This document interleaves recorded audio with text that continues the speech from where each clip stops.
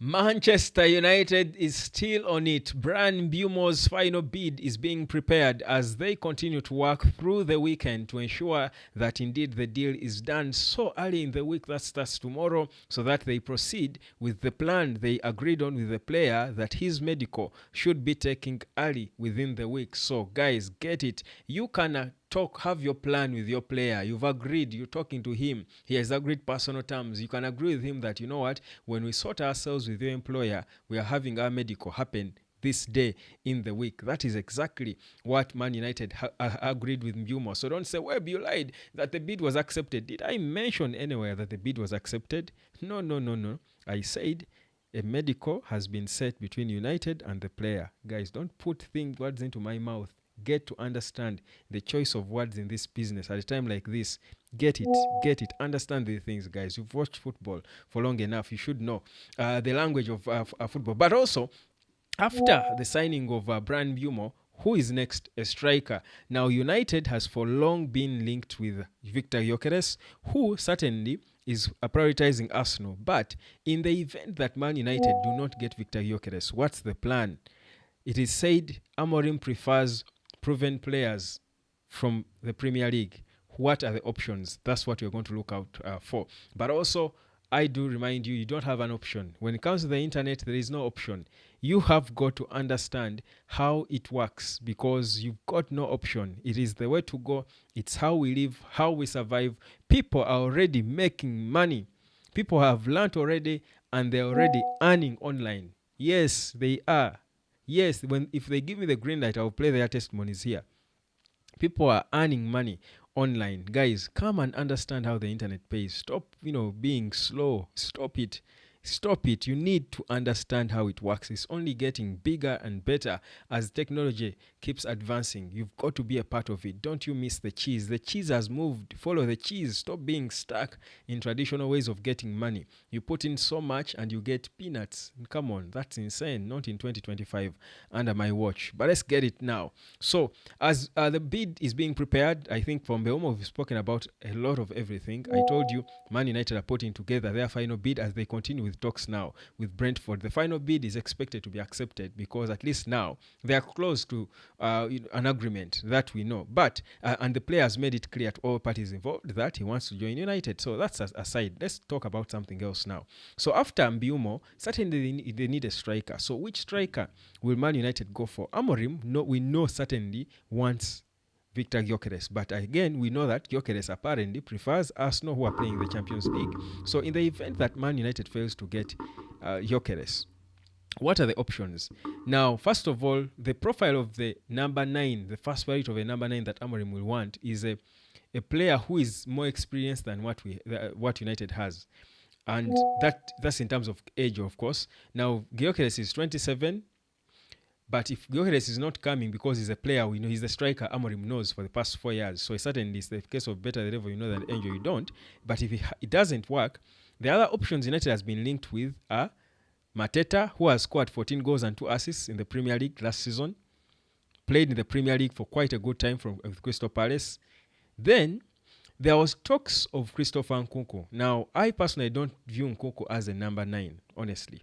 I don't view him as a typical number 9. I see him as a forward, more of a forward. Now, reports are suggesting now that Chelsea, and we know that Chelsea is advanced, is serious, let me say, in signing Joao Pedro from Brighton, who they see as a replacement for Christopher Nkunku, who they want to part ways with. Now, Nkunku was a few weeks ago reported to be among the players on the list because he's also a Premier League player.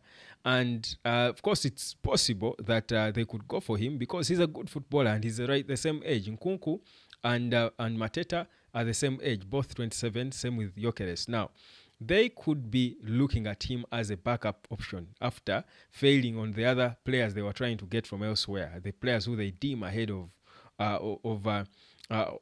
these Premier League guys. So, who of the two, if United were to sign a Premier League striker, even if it's not any of the two anyway, because even there's Kluivert there, Justin Kluivert of Bournemouth is also there and is being linked with several other clubs, but no other club in England. So if Amorim indeed wants a striker who is proven in the Premier League or a player proven in the Premier League to score goals for them, what are the options? And again, this would be a last resort. I feel honestly like if United don't get Gyökeres, they are going to end up going for maybe ordinarily a fifth priority of a striker if they go for one.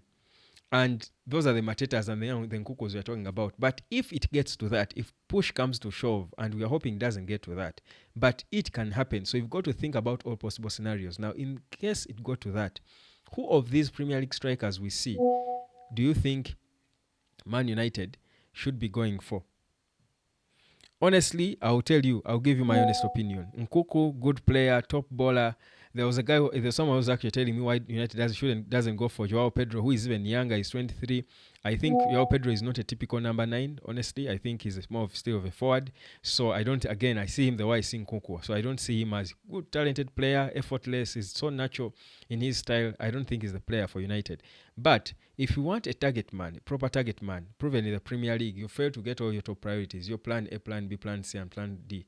Name them from Dilap to Echitike, Gyökeres, name them. And you've got to now to zero down on one player in the Premier League you get. Of the players, there's so many strikers United has been linked with. I would personally say Mateta is it. The last resort of a striker for United to go for me should be Mateta. And first of all, because he's easy to get. I think just put 40 or 35 million on the table for Crystal Palace, you will get Mateta. The player himself will put in a transfer request. He will put in the transfer request himself to join Man United. And he has scored goals in the Premier League. We're talking 14 goals from Crystal Palace. He's a London boy. Take him to Manchester. No guarantee. Of course, we don't expect him to be the top scorer. But you see, it's even possible that he can be with two of the hottest number 10s in the world behind him, Mbeumo and Cunha. Mateta can become, a problem.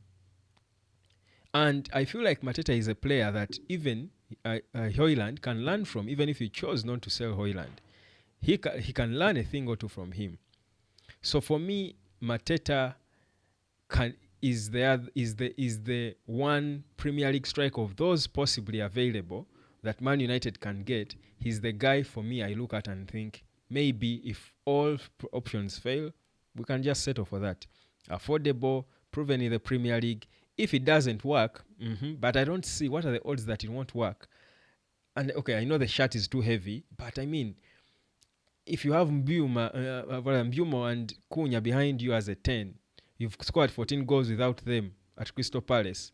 Really, with them behind you, and a better team that plays more attacking football, Ahmad flying, more crosses, I honestly think Mateta should be able to bang them goals in.